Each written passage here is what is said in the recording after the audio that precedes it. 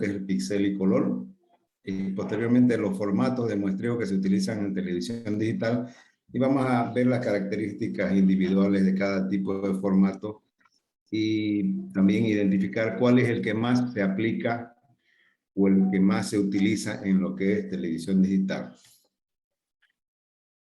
Pero antes vamos a hacer una pequeña lectura de lo que pasó con la televisión desde el comienzo. Y la televisión en blanco y negro, la relación de aspecto de la imagen, o sea, el ancho por la altura, fue diseñado de 4:3. Usaba una transmisión de 30 cuadros por segundo, utilizaba 525 líneas por cuadro, y la televisión en blanco y negro fue posible debido a la curva de luminosidad relativa al ojo humano. Como les dije anteriormente, todo el desarrollo de lo que es la imagen siempre se ha tomado como referencia y como parámetro el funcionamiento del ojo humano. La respuesta visual humana está restringida a una pequeña franja del espectro de radiaciones electromagnéticas, como lo vimos en la clase anterior. Es solamente una franjita, y esta franja está situada entre 380 y 770 nanómetros, dependiendo del observador. Hay algunos que tienen la visión un poco más aguda, otros menos aguda, entonces dependiendo del observador, está en este rango más o menos para el ser humano. Entonces, ¿qué significa esto? Que la luminancia, o lo que el ojo humano es sensible y se activa, es más o menos de 400 a 700. Y para televisión a colores, aquí tenemos el photopic, es lo que se ve durante el día, y el scotopic es lo que se ve durante la noche. Esto es la claridad del día. Entonces tenemos un mayor ancho de largura de onda, y en la noche tenemos una menor largura de onda. Bueno, entonces ahora vamos a hacer una pequeña reseña de lo que pasó con la televisión digital. En Estados Unidos, en 1987, se crea un comité, el ACATS, que genera televisión digital o Digital TV. Luego se crea la ATTC, que entre 1990 y 1992 probó 6 prototipos y no se aprobó ninguna. En 1993 se forma la gran alianza entre los grandes operadores AT&T, GI, MIT, Philips, Sarnos, Thomson y Zenith para estudiar y analizar cómo era la mejor forma para encontrar la televisión digital.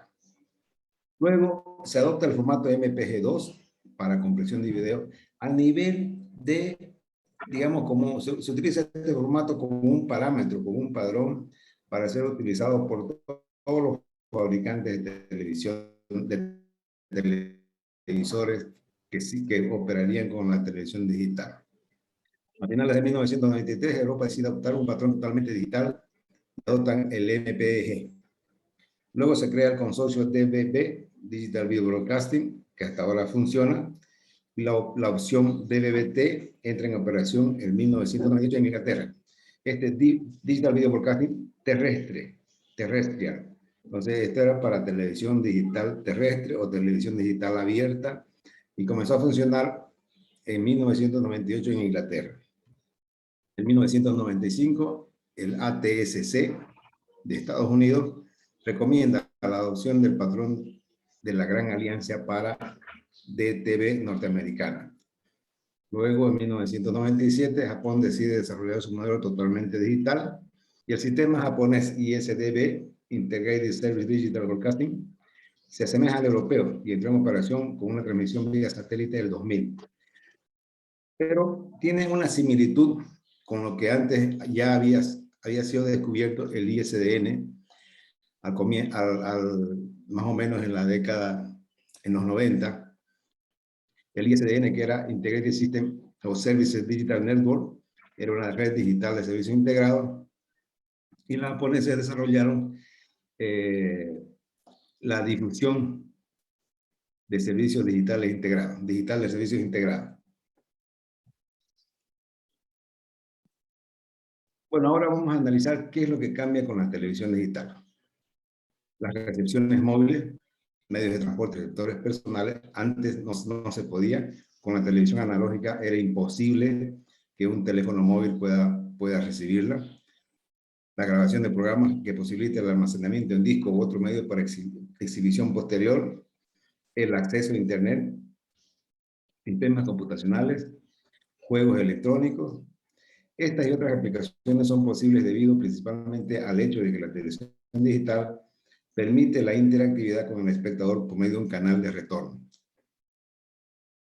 Un sistema de televisión digital interactiva debe adoptar e integrar un conjunto de diferentes tecnologías de hardware y software para implementar sus funcionalidades. Conjuntamente, estas tecnologías permiten que una señal electromagnética que transporta audio, video, datos y aplicaciones pueda ser transmitido por un sistema de transmisión de televisión o por un sistema, ¿no? Entonces, estos flujos sean recibidos, procesados y presentados a los usuarios. Posteriormente, ya, bueno, en 1982, la Unión Internacional para Telecomunicaciones, la IUT, la versión ER del Libro Azul, establece la norma IUT-R.BT.601. Esta norma establece específicamente los parámetros para digitalización de video para estándares en 525 líneas a 60 Hz y 625 líneas a 50 Hz en formatos 4:3 y 16:9. Fíjense que ya todavía estamos hablando de televisión analógica, pero ya apareció el formato 4:3 es SD, definición estándar, y el formato 16:9 es el formato de alta definición, HD. Ahora vemos lo que pasa con el muestreo de la señal analógica. El proceso consiste en tomar muestras de píxeles de la señal analógica. Esta se toma a una frecuencia determinada llamada frecuencia de muestreo. Entonces aquí tenemos una señal analógica, es muestreada a una determinada frecuencia y luego de que esta señal es muestreada, se hace una cuantización de, por ejemplo, se sube de esta primera línea roja, se sube hasta donde llega la señal y se hace una transversal hasta la próxima y se sube otra transversal. Entonces se va formando esta cuantización para formar la señal digital. Espectro de pulso de muestreo. Las señales utilizadas para ser muestreadas son denominadas de componentes analógicos, YPR y YPB, no, mejor dicho, YPR-PB de la recomendación ITU-R.BT.601. La frecuencia de muestreo debe tener dos condiciones. La primera es que debe ser múltiplo de la frecuencia de línea y debe cumplir con el teorema de muestreo de Knight. O sea, por lo menos debe ser la mitad de la frecuencia de muestreo. La codificación de una señal codificación digital de una señal consiste en asignar un código binario a cada nivel de cuantificación o cuantización de la señal. Con ello, cada una de las muestras queda codificada con una palabra de un número de bits fijo. Entonces aquí tenemos este ejemplo de codificación. Por ejemplo, aquí se hace la cuantización y la codificación y la secuencia temporal de las muestras codificadas. Entonces, cada valor, cada punto con relación a como vimos anteriormente, esto sube y va a comenzar a hacer la cuantización para su posterior codificación. Entonces, una señal, este es el ejemplo de la codificación de una señal. Ahora viene el complemento a dos. De repente, no es muy común para nosotros escuchar el complemento a dos, pero es una representación en formato de complemento a dos que nos permite codificar el binario en puntos fijos con 8 bits, o sea, un byte, al igual que con la representación de signo y magnitud y complemento a 1. Esto nos otorga un bit para signo y 7 bits para magnitud.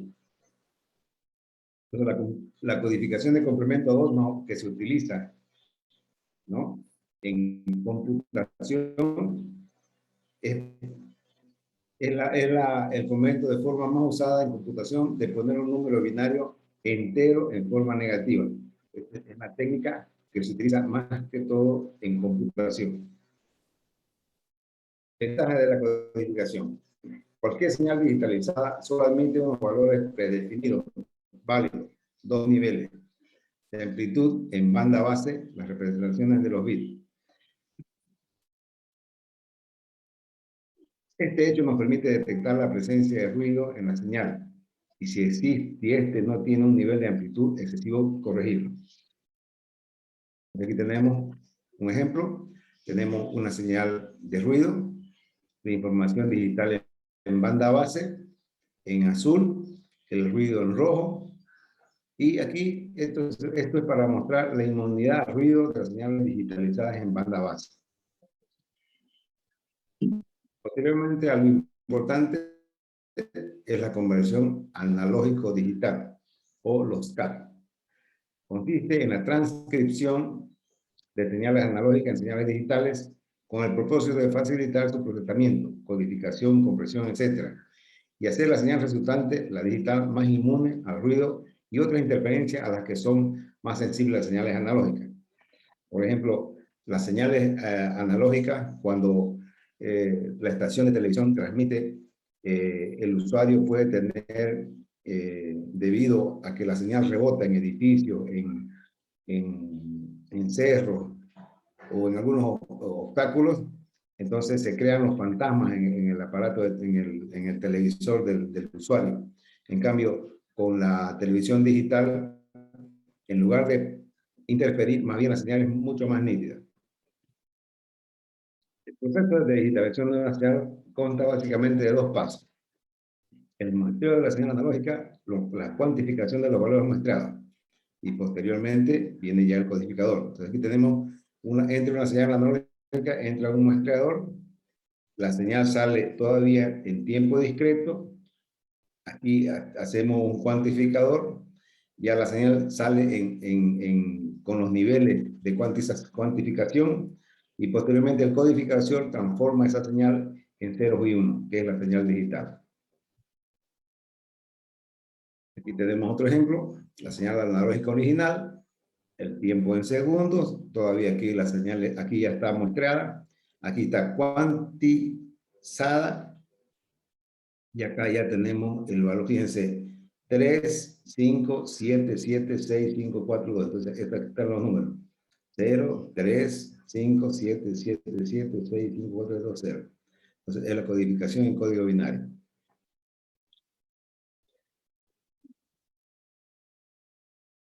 Una vez que tenemos ya más o menos ya analizado cómo es la señal que es transformada de analógica a digital, vamos a analizar lo que es el píxel y color. La imagen digital está formada por un conjunto definido de puntos cuadrados llamados píxeles. Cada píxel de una imagen almacena la información de su tono o luminosidad. O sea, esta es pregunta de examen. La información que almacena un píxel es el tono o luminosidad de una imagen. Esta información se almacena en formato binario, en ceros y unos. O sea, si yo le pregunto en qué formato se almacena, la respuesta correcta es formato binario, no es 0 y 1, porque si bien 0 y 1 también puede ser decimal, ¿no es cierto? Pues, pero es formato decimal, pero si decimos formato binario, restringimos a 0 y 1. Este es un bit, 1 encendido, 0 apagado, que es un byte, son 8 bits. Todos sabemos, ¿no? Transformar el número decimal 131 en binario, también usted lo ha visto en electrónica digital, se divide por 2 y todo se va dividiendo por 2 hasta que se encuentra el resto igual a 1. Se ordenan los restos del último al primero, del último al primero, o sea, el último va aquí a la cabeza y todos hasta el primero. Para que ustedes practiquen, les dejo aquí el número 125, convertir a número binario. Ustedes pueden practicar, esto está hay algunas preguntas que están en el banco de preguntas que pueden caer en el examen parcial. Entonces, este 125 se lo dejo acá ya convertido a 11000011. La profundidad de color de una imagen se refiere al número de tonos de un color que puede tener cada uno de los píxeles que conforman una imagen digital. Profundidad de color de una imagen se refiere al número de tonos de color que puede tener cada uno de los píxeles, o sea, no es la imagen. Tonos de color de cada píxel que forma una imagen. Esa es la profundidad de color. Muchas veces, si esta pregunta también está en el banco de preguntas, la pregunta es, ¿qué es profundidad de color? La respuesta que colocan es número de tonos de un color, pero no es de un color de toda la imagen, sino es digital. Si tenemos un bit por píxel, son dos colores, es monocromo, blanco y negro. Si tenemos 2 bits por píxel, son 4 colores, o CGA. Si tenemos 4 bits por píxel, son 16 colores, estándar VGA. Si tenemos 8 bits por píxel, son 256 colores super. Si tenemos 16 bits por píxel, son 65.536 por píxel. Si existen 24 bits, ya es el color verdadero, o son 16.777.216 colores. Y si tenemos 32 bits por píxel, esto ya se agrega 250 valores de alfa para cada tono. O sea, ya es mucho mejor que el valor, o sea, es mayor, digamos, al valor verdadero. El canal alfa es un valor independiente del color que se asigna a cada píxel de la imagen cuando ésta se codifica en un formato mayor a 24 bits. Se utiliza para definir el grado de transparencia de cada punto de la imagen. Ahora, otro concepto muy importante, tamaño de una imagen digital. La cantidad de colores, o sea, la profundidad, y de píxeles, el tamaño utilizado en la imagen determinan el tamaño del archivo.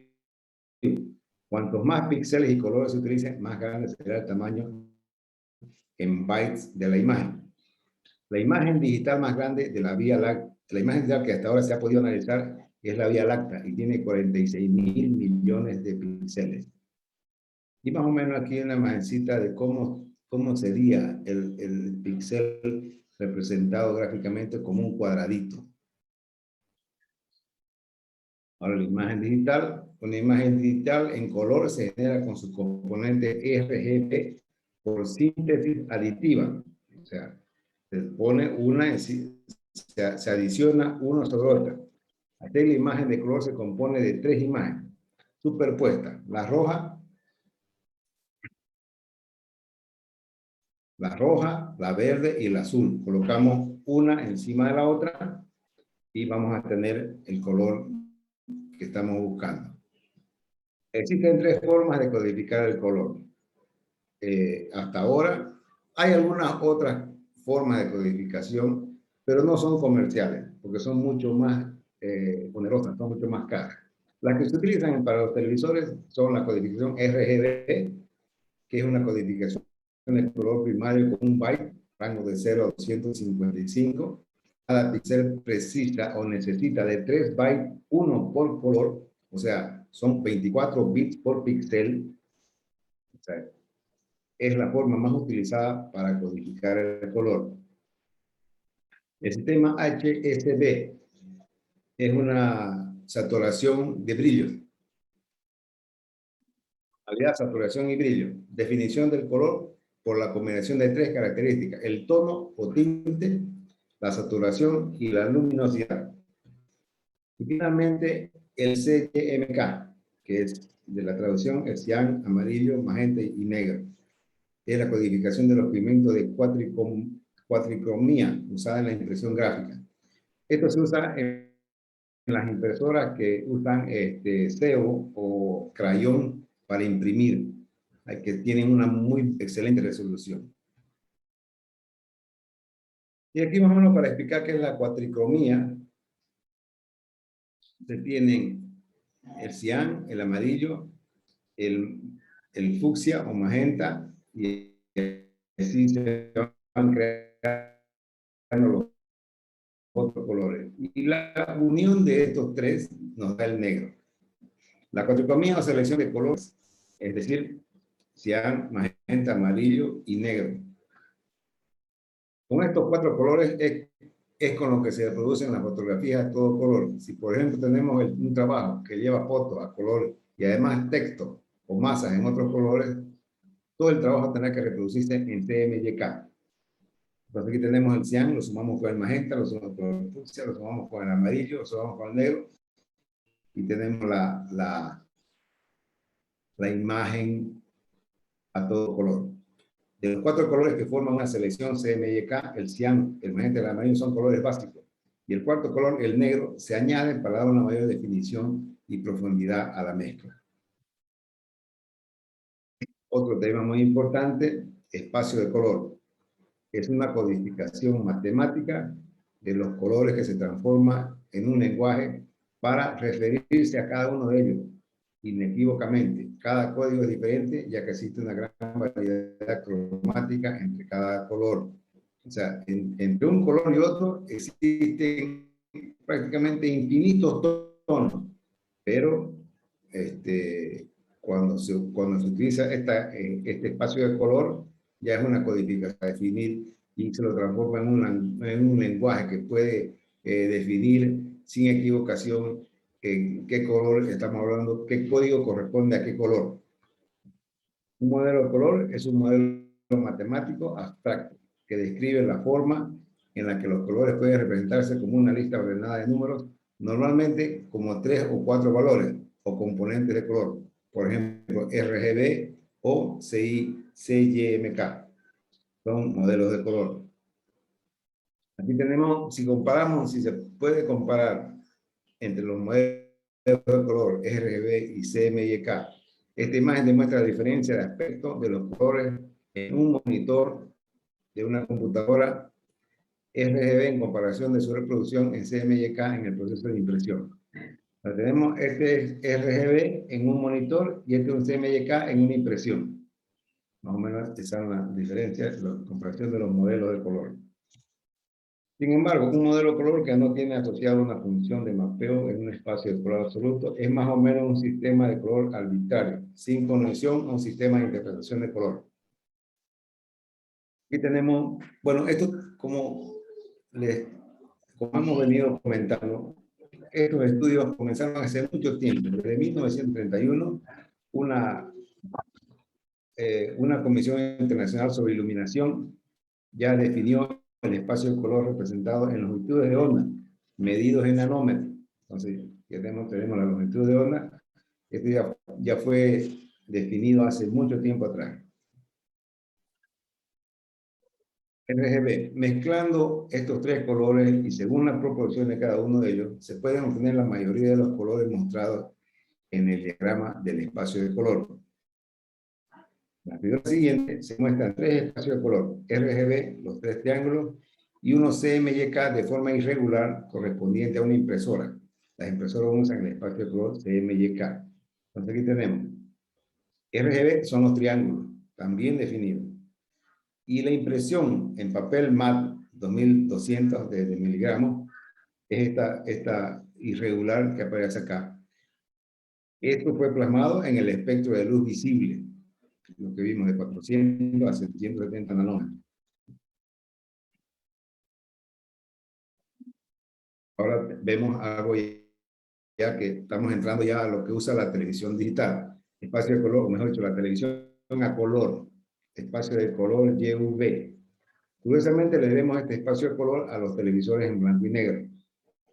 Para representar una imagen, los televisores en blanco y negro solo necesitaban la luminancia de la imagen. De forma empírica, se puede considerar que el equivalente coherente de la luminancia es el brillo. Cuando los inventores comenzaron a trabajar en la televisión a color, aparecieron dos problemas. Por una parte, el sistema de color requería el triple del ancho de banda, porque había que transmitir uno para cada color y aparte la luminancia, ¿no? Entonces se requería un triple que el sistema en blanco y negro. Ya que antes solamente se transmitía un solo valor, la luminancia, entonces ahora habría que transmitir 3, los valores RGB, y por otra parte estaba la compatibilidad, ya que los televisores en blanco y negro no podían producir una señal a color. Para solucionar esto había 2 opciones: o se sumaba a la señal RGB el canal de luminancia, multiplicado por 4 el tamaño de las imágenes, como les dije anteriormente, o se botaban a la basura todos los televisores en blanco y negro. Esto fue hace varias décadas atrás, ¿no es cierto? Cuando no había...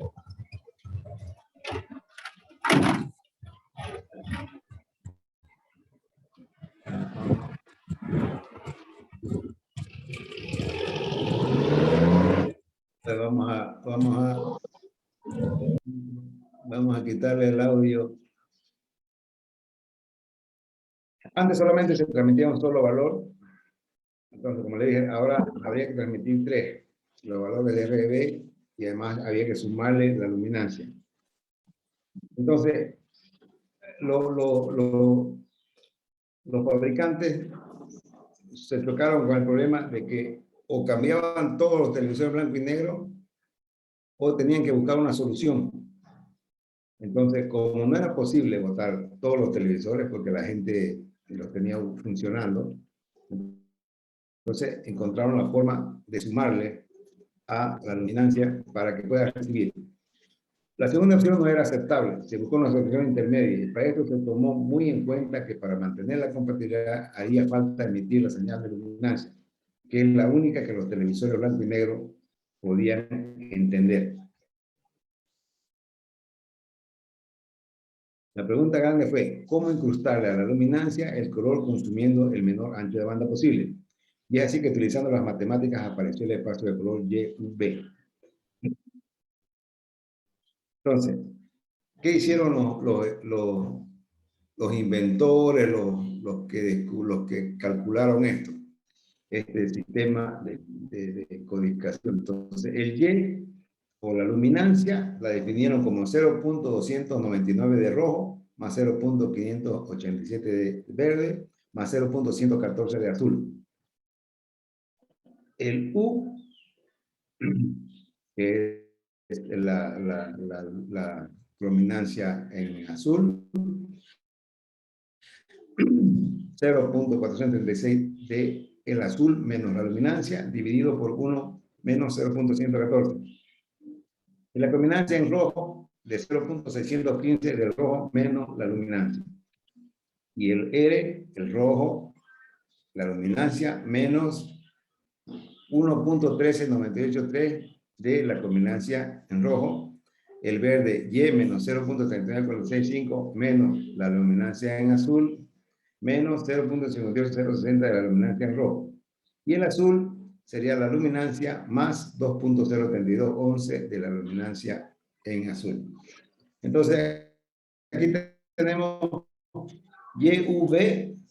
Si adicionamos cada una de ellas, vamos a tener la imagen de arriba, que es la imagen a color o a todo color, que dependiendo del monitor que tengamos ahorita, se puede apreciar mejor.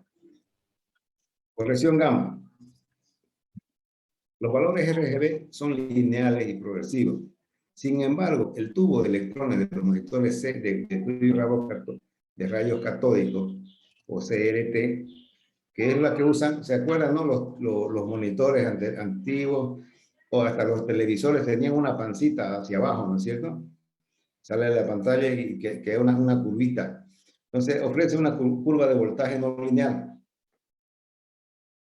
La corrección gamma compensa la no linealidad de los tubos de rayos catódicos para obtener un aspecto visual uniforme. Esta corrección es muy importante porque los espacios de color regido son muy similares al espacio de color UV. Aquí tenemos, por ejemplo, el monitor tiene la línea traceada, es el vidrio del monitor antiguo, ¿no? Los que utilizan tubos de rayos catódicos, que son 3, tienen un tubo para el rojo, otro para el verde y otro para el azul. Entonces, se utiliza la corrección gamma para que el ojo humano, para que la persona pueda tener un aspecto de linealidad. Entonces, la imagen parece que es lineal. Entonces, esta es la corrección gamma en un monitor de tubo de rayos catódicos para un computador personal. Ahora vemos los espacios de color Y', y Y', Y', es el espacio de color usado en video digital, y Y', es su versión analógica. También es otra pregunta que está en el banco de preguntas. ¿Qué significa Y', es el espacio de color usado en video digital, y Y', es el espacio de color utilizado en la versión analógica. El cable Y', con conectores RCA usado para enviar la señal de video Y', en formato analógico.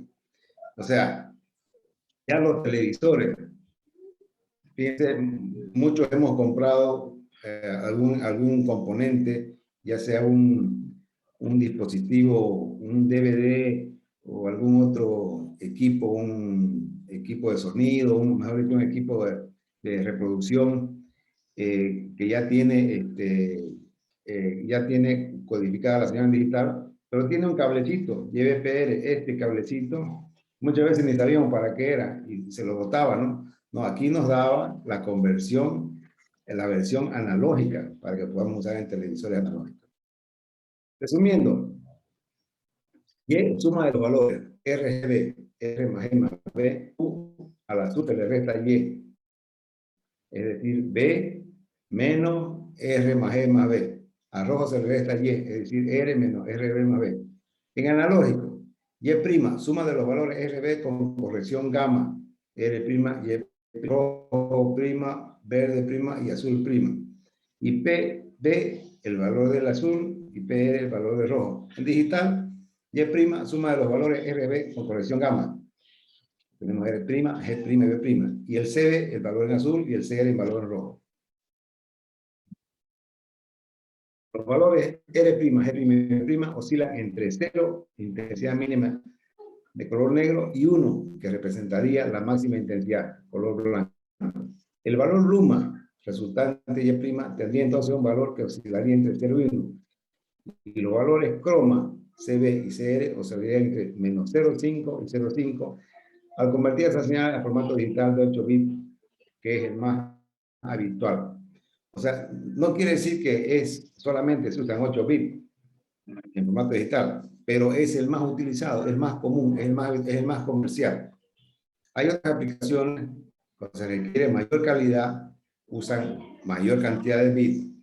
Estos valores se escalan, redondean y se les añade un margen que en el caso de Y' quedaría con un valor mínimo de 16 para el negro y un valor de 235 para el blanco. Los valores CB y CR, por su parte, quedarían con valor mínimo de 16 y un máximo de 240. La conversión entre espacios de color quedaría como sigue. O sea, esta es la matriz de conversión de los espacios de color. Y prima, 0,200 de E', más 0,504 de verde prima, más 0,098 de azul de prima, más 16. Estos 16 sale, este 16 sale de un mínimo CB y CR, un valor mínimo de 16, por eso que se le suma. El CB menos 148 en R', menos 0,391 en verde prima, más 0,439 de azul, más 128. Y el CR sería 0,439 de rojo prima, menos 0,368 de verde prima, menos 0,071 de azul prima, más 128 de rojo prima. Y el valor de R' es 1,134 de Y menos 16, más 1,596 de CR menos 128. El verde es 1,164 de Y', que es la luminancia, menos 16, menos 0,813 de la crominancia en rojo, menos 128, menos 0,391 de la crominancia en azul, menos 128. Y el azul sería 1,164 de la luminancia, menos 16, más 2,018 de la crominancia en azul, menos 128. Esta es la matriz. Hay una matriz más simple, pero esta es con la que se puede hacer todas las configuraciones posibles. Lo habitual en el mundo del video digital es que Y', CBCR es YV, O sea, Y es la luminancia y V es el color en el mundo digital. Pasamos a otra parte muy importante de lo que es lo que sucede con el color para que pueda ser apreciado en un video digital. Dos términos muy importantes en lo que corresponde a la televisión a colores son la luminancia y la luminancia. Cuando se habla de luminancia, prácticamente se refiere al brillo que percibe el ojo humano, más específicamente la pupila. En un punto de vista en particular, y la luminancia es la componente de la señal de video, que contiene las informaciones del color. Ambos términos son usados además cuando se necesita hacer un sampling o submuestreo de color. Cuando se leen los conjuntos de dígitos 444, 422 y 420, significa que a través de estas notaciones se está expresando una fórmula de video relacionada con submuestreo de cromo, también llamado submuestreo de crominancia. Estas combinaciones de números pueden encontrarse en fotos y videos. Es por eso que se hace necesario saber para qué sirven. Antes de analizar estos formatos, hay que considerar que tanto los contenidos en fotos como en videos provocan que se haga más lenta su distribución, relacionado a los límites que ofrece la banda ancha. Ante este escenario, y para lograr una mayor compresión y velocidad de transferencia en contenidos audiovisuales, se recurre al submuestreo de crominancia o subsampling, muy usado en diversos formatos de contenido, como discos Blu-ray y servicios de streaming. Si no fuera por este subsampling, estos formatos de contenido serían muy pesados, necesitarían mucho ancho de banda para poder hacer la transferencia. ¿Qué es el submuestreo de croma o subsampling? Tenemos los tres colores básicos, rojo, azul y verde, o rojo, verde y azul. El submuestreo cromático o submuestreo de color o subsampling en inglés es una técnica con la cual se comprime la información de color que contiene una señal para favorecer la información contenida en la luminancia. De esta forma, el ancho de banda queda reducido, pero sin perjudicar la calidad de esta imagen comprimida. Hace varios años, con la introducción del video digital, los videos pesaban mucho, lo que provocaba que fuera difícil la tarea de transmisión y almacenamiento de los mismos. Tratando de buscar una solución para estos